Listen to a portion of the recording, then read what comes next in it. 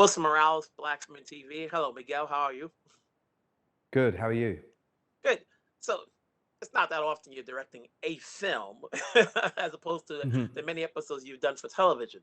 So what came about and 11 years later after your first film to do this one? Um, I think they allowed me. Um, it was a project that a friend of mine had written called Evil Pal, and I have a great affinity to him, and we had been wanting to make a movie together for a long time, and I I I guess I had, because of Game of Thrones, reached a place where I had an opportunity to make a film again, because as you know, it's not an easy thing to do, um, uh, and you live and die by it. So uh, the chance came up, and we got some producers involved: Robert Zemeckis, Jack and Jackie over at Image Movers, and then Kevin Misha from Kevin Misha Films, and um, and then they sent it to Tom Hanks because of the Zemeckis connection, and he was interested, and suddenly we were making a movie. Um, Although it was interesting because he said yes, and then we all had to wait a year and a half because I had to go and do season 8 of Game of Thrones, and then we went and made the movie. So so it was a it was interesting. So when you're dealing with a large ensemble that is with the Game of Thrones, and you're on this movie where Mm, it's basically you and Hanks and a robot and a dog, mm. you have a lot of tools to work with. How is it at all like funny in a way when you're dealing with less people when you're more focused when you work with a large ensemble?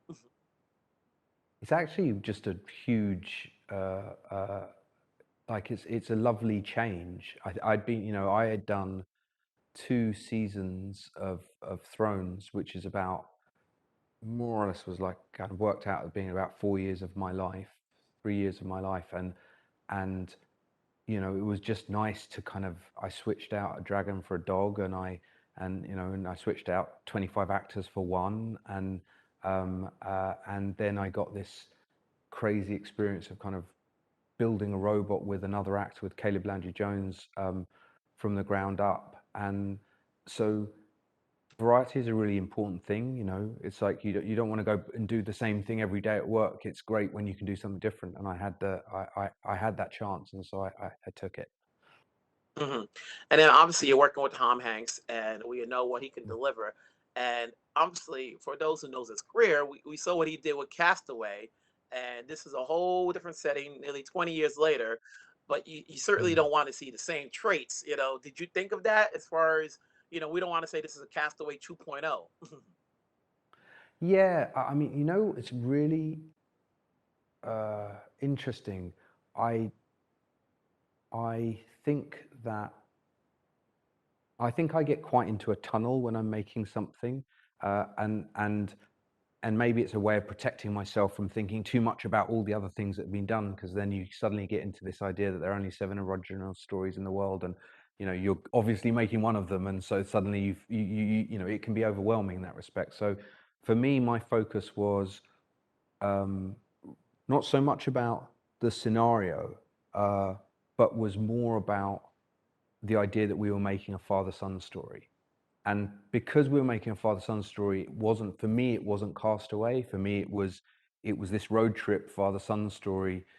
And I actually found myself thinking more of things like Sugarland Express, which I can't exactly explain why that movie I associate so much, but maybe again I saw it when I was a kid, and it was a road trip movie, and it had such a powerful ending.